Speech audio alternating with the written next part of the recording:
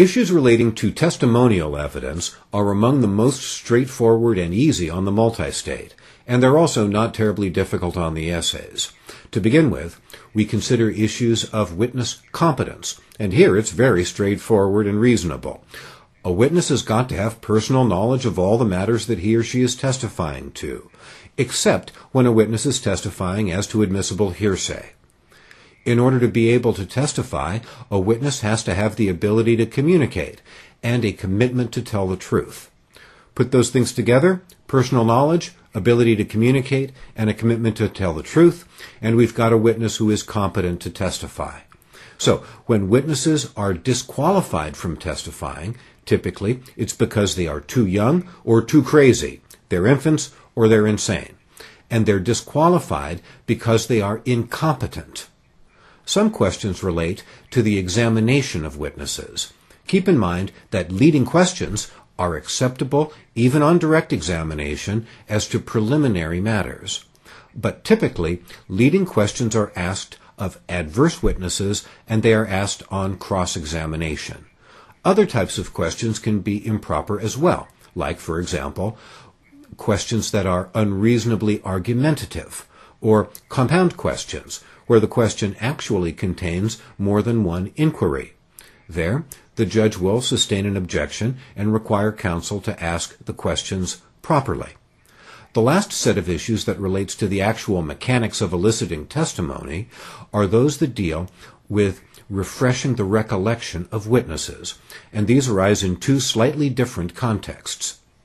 First, the situation where a witness's present recollection is refreshed by examining a document.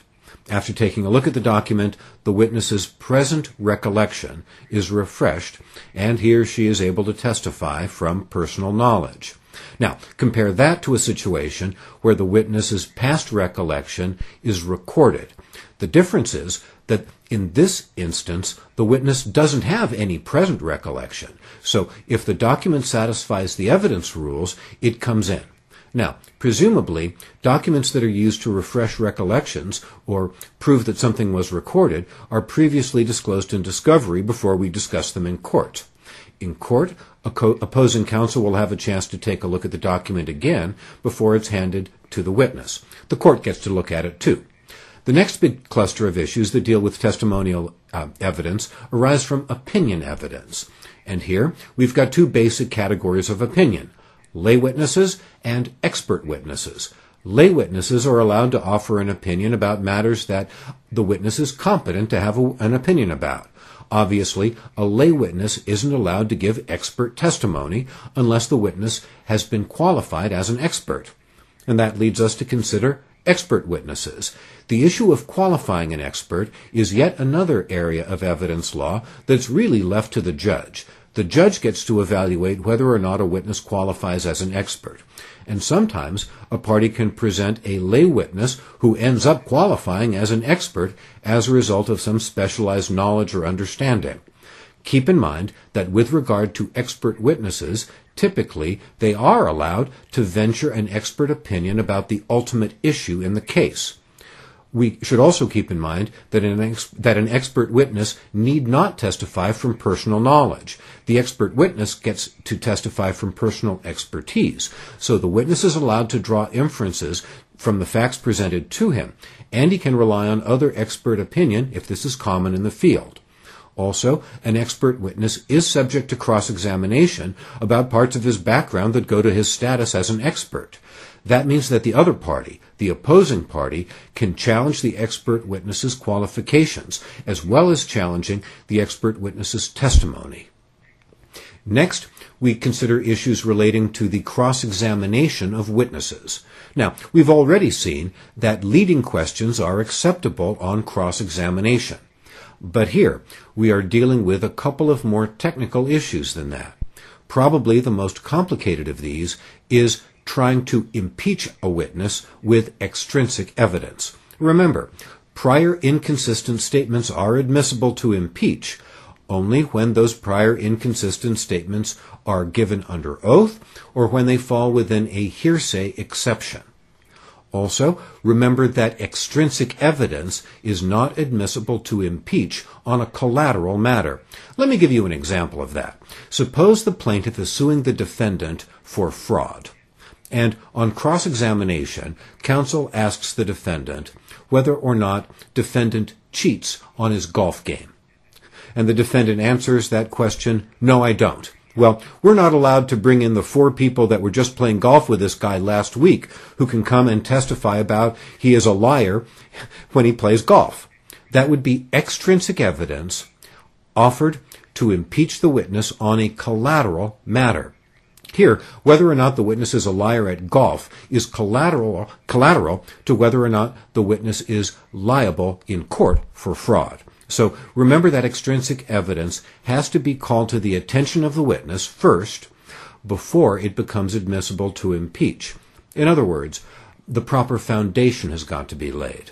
Also, remember that it's possible to impeach a witness by alleging bias or interest or hostility.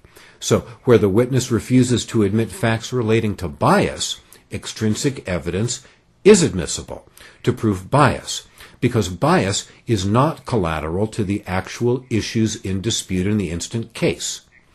Next, we consider conviction of a crime. Criminal convictions, and insurance coverage for that matter, are admissible to prove bias, even where they would not be admissible otherwise. Prior convictions are admissible to impeach only after the person has testified. And remember that the court has to admit convictions involving dishonesty so long as those convictions are less than 10 years old. With older convictions, the probative value has to exceed the prejudicial impact. Again, we turn to judicial discretion. With regard to specific bad acts, no extrinsic evidence is allowed. So evidence of bad acts to show fraud can be inquired about on cross-examination, but they can't be proved via extrinsic evidence. Finally, we consider issues of rehabilitation. Once a witness has been impeached, it's possible to seek to rehabilitate that witness. But remember that a witness only can be rehabilitated with regard to matters where the witness has been challenged. So it is not uncommon for the examiners to test issues of improper rehabilitation or improper bolstering.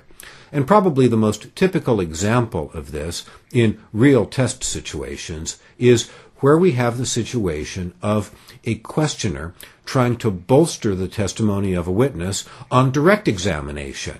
Well, this witness hasn't even been challenged yet, so it's not appropriate to try to rehabilitate a witness or bolster the testimony of a witness that has not yet been subject to cross-examination.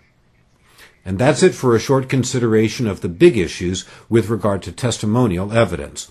Obviously, a lot of other issues from evidence arise out of testimony, like, for example, privileges and hearsay, which are the topics of the next in these series of videos.